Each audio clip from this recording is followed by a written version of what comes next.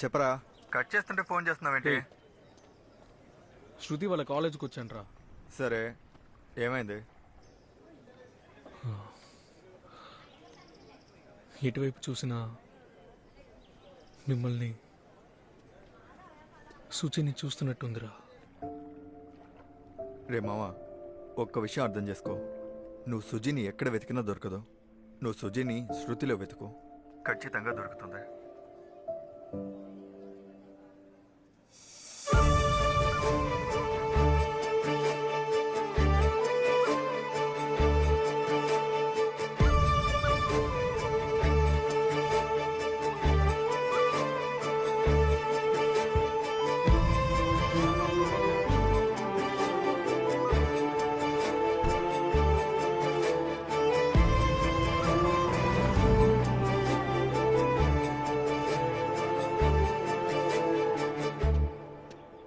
ఏయ్, నువ్వు ఇంకా క్లాస్కి ఐడి కార్డ్ ఎదురా? ఐడి కార్డ్ లేకుండా వచ్చేసావా? ఏంట్రా ఇది గడ్డం? రేపు వచ్చేటప్పుడు లేదంటే ఏం చేస్తున్నారు? గడ్డం షేవ్ చేసుకురాలేదంటే మోకాళ్ళ మీద కూర్చోబెడతాను. క్లాస్కి వెళ్ళు. నేనంటే అందరికి టెర్రర్. వీడంత ఆఫ్టర్.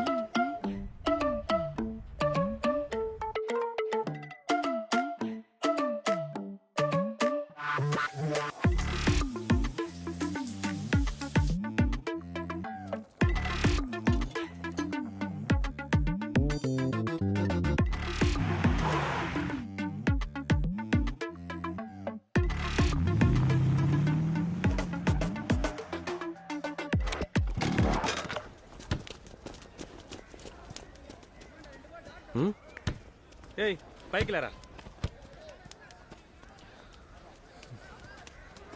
నువ్వెప్పుడు క్లాస్కి వెళ్ళవారా? Good morning sir. Good morning. Good morning sir నీ మీటింగ్ మీటింగో? నీంగలల్ల సార్ నీయా వీణెందుకు మీటింగ్ పిలుస్తున్నారు? ఏదైనా తప్పు చేశాడా? రాయ్ സാർ ആരാണ് അറിയൂ? ఆరాను ചെയർമാൻ എന്റെ മരുമനാ.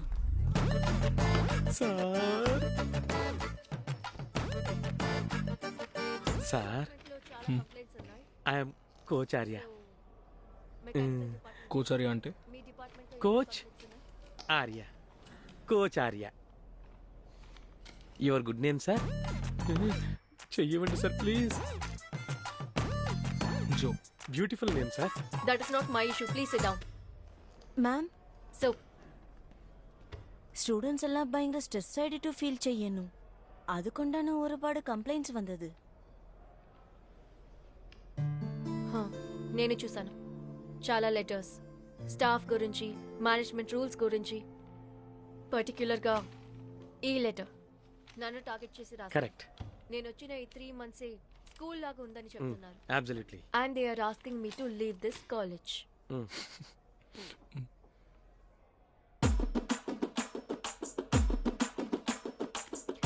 ఎనీవే, ఇలా ఎన్ని లెటర్స్ వచ్చినా సరే నాకు ఎటువంటి ప్రాబ్లం లేదు. నేను నా ఐడియాస్ని చేంజ్ చేసుకోను. నాకు డిసిప్లినే ముఖ్యం. So next month cultural start అవబోతుంది.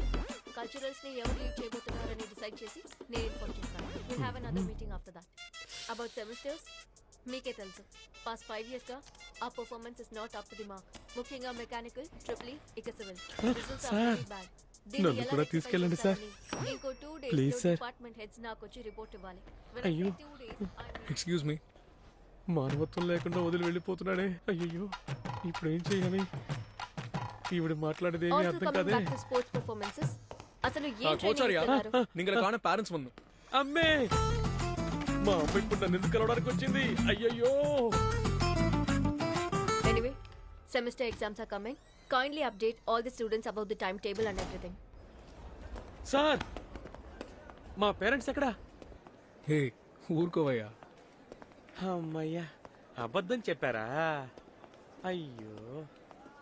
సార్, మీ వైఫ్ని తిడుతూ లెటర్స్ వస్తున్నాయని మీరేమీ ఫీల్ అవ్వకండి సార్. స్టూడెంట్స్ కరెక్ట్ గానే రాశారు కదా.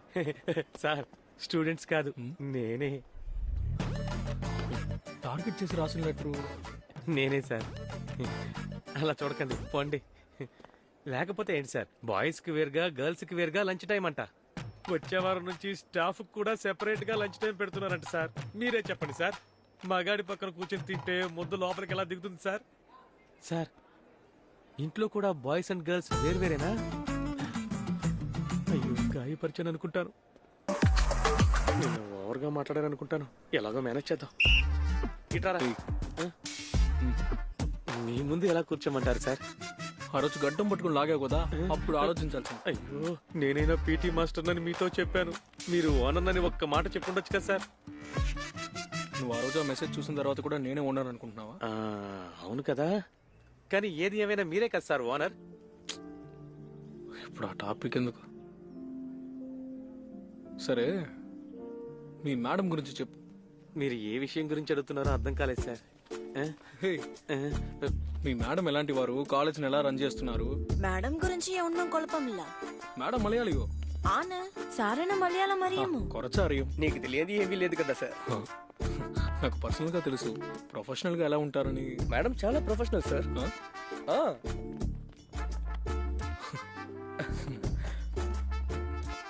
వెళ్ళి మీ పని చూసుకోండి వివేక్. Okay sir. ఆ, మీరు మేనేజ్మెంట్ గురించి అడుగుతున్నారా సార్? ఆ.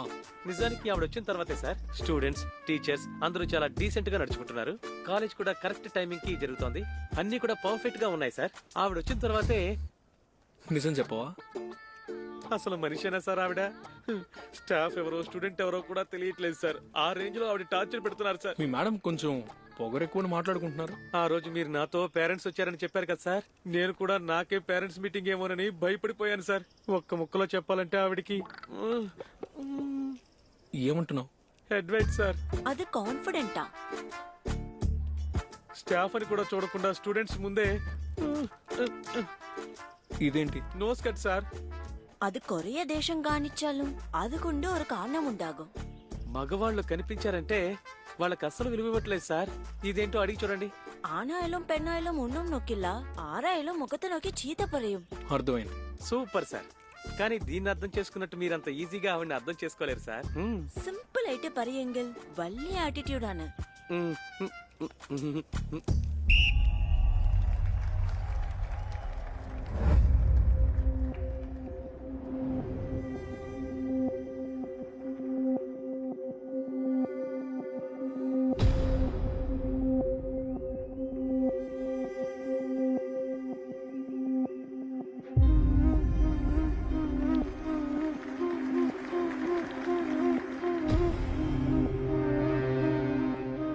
హే, ఏమైనా ఇన్ఫర్మేషన్ దొరికిందా?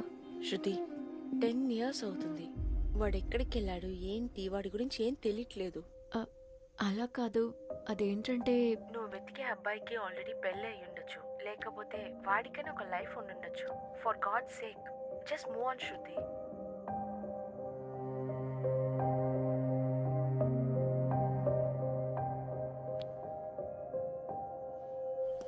ఏమా, ఏంటి డాన్స్ చేస్తున్నావు? బాగా ఊడ్చమ్మా.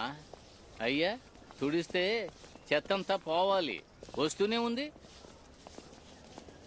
అరే, చెబుతుంటే విన. ఎప్పుడు చూసినా ఆవిడ్ని ఏదో ఒక విషయంలో ఏదో ఒకటి అంటూనే ఉన్నారు. చూస్తూ ఉండండి, ఏదో ఒక రోజు మిమ్మల్ని ఎదిరించి తాట తీస్తారు. తను మాట్లాడదయ్యా, నోరు తెరిచి మాట్లాడు. చూడండి, ఇది చాలా ఓవర్ కాన్ఫిడెన్స్. సరే, ఇంట్లో మీ భార్య దగ్గర మీరు బాగా తిట్టించుకుంటారా? ఆ ఫ్రస్ట్రేషన్ ని ఇక్కడ బ్యాలెన్స్ చేస్తున్నారా? నిజమే నిజమే. ఒకప్పుడంతా డైలీ తిట్టేది, అరిచేది, కొట్టేది, ఊరంతా నిలబడి చూసేవాళ్ళు. అది ప్రేమతో ఆ విధంగా చేసేది. కానీ ఇప్పుడు అసలు మాట్లాడమే లేదు. చాలా ఏళ్ళయ్యింది. ఏంటి నిజంగా? అదే తిట్టే సాగుతో అయినా నాతో మాట్లాడకపోతుందా అనే డైలీ ఇలా ఏదో ఒకటి అంటూ ఉంటాను. అయినా సరే తను మాట్లాడడం లేదు.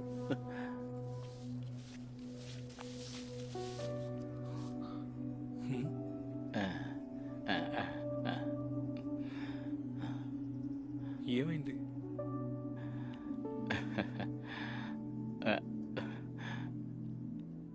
నా కొడుకు నేను చంపేశాను బాబు. డైలీ నైట్ డ్యూటీ చేసి వచ్చి పడుకుంటే పగలు నిద్ర రాదు. అందుకని 2 పెగ్గులు వేసేవాడిని. ఎప్పుడూ నా కొడుకుని తనే స్కూల్కి తీసుకెళ్లేది. ఆ రోజు ఎందుకో దానికి ఒంట్లో బాగోలేదు. నన్నే స్కూల్కి తీసుకెళ్ళమని చెప్పింది. నేను నా కొడుకుని తీసుకుని స్కూల్కి వెళ్ళే దారిలో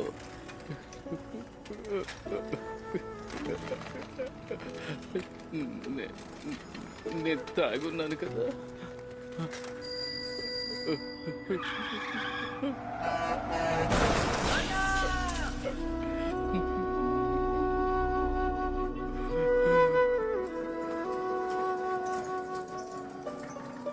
పదిహేను రోజుల తర్వాత నేను కళ్ళు తెరిచాను.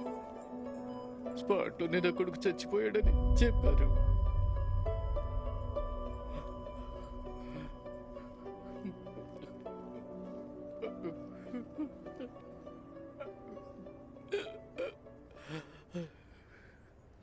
నా కొడుకుని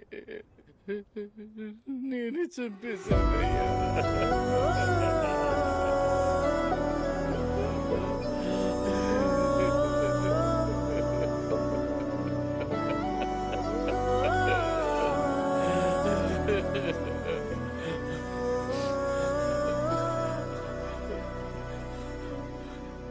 ఆ తర్వాత నేను తాగడం లేదు. తను నాతో మాట్లాడడం లేదు. సర్లే, తనని పక్కనే ఉండి చూసుకోవచ్చు కదా, అప్పుడైనా నాతో మాట్లాడుతుందని. తను పనిచేసే చోట్లోనే నేను కూడా పనిలో చేరాను. కానీ తను నన్ను పట్టించుకోవడం లేదు, మాట్లాడమే లేదు. 22 ఏళ్ళు అయ్యింది.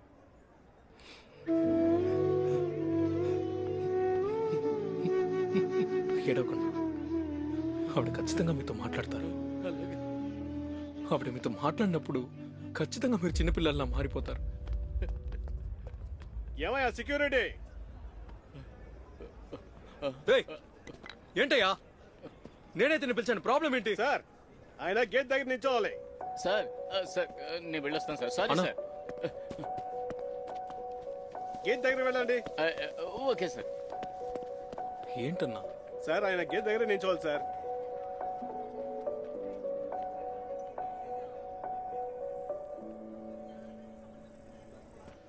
సార్, మేము మీకోసం వెతుకుతుంటే మీరు ఇక్కడ స్మోక్ చేస్తున్నారేంటి? ఏంటి సార్, కాలేజీలోనే స్మోక్ చేస్తున్నారు? టెన్షన్గా ఉందని స్మోక్ చేస్తున్నాను.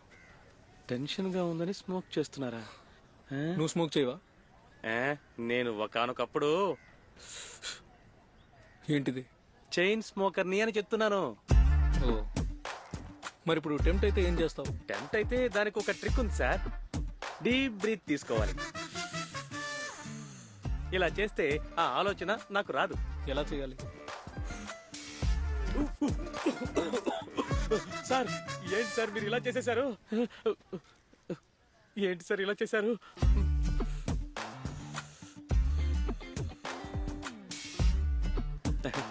బాగుంది సార్. ఇంకోసారి పీల్చుకో. అది చాలా కాలంగా కొట్టలేదు కదా, అందుకే గిర్రమంటోంది. రింగులు రింగులుగా కూడా వదలగలను సార్.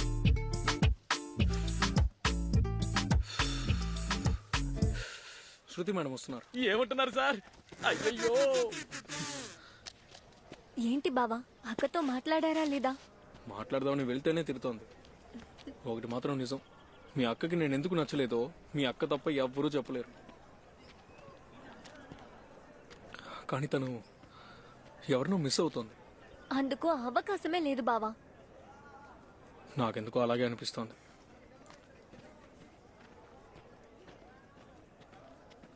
ఒకవేళ అదే నిజమైతే మీరు ఏం చేస్తారు? ఒకవేళ తన మనసులో ఎవరైనా ఉంటే తన మనసుకు నచ్చినట్టే చేయాలి కదా.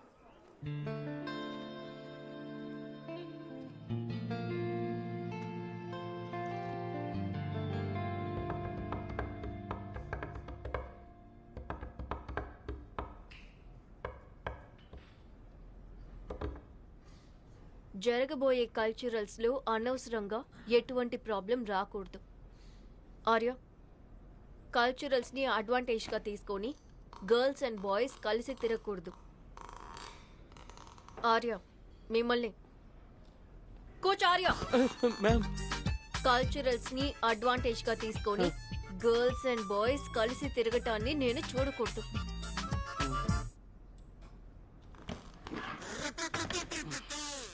ఎంత సరే ఇది ఆవిడ మాట్లాడదని చెప్పారు కదా, నోరు మూసుకున్నాడు. కోచ్ ఆర్య మ్యామ్ అయ్యో లేడీస్ తో మాట్లాడేసానే. Gents sir. So I was saying that girls boys ఎందుకు మాట్లాడుకోకూడదు? అనవసరమైన ప్రాబ్లమ్స్ ని అవాయిడ్ చేయడం కోసమే. ఏం ప్రాబ్లమ్స్ వస్తాయి? ఇక్కడ నేనే డిసైడింగ్ అథారిటీ.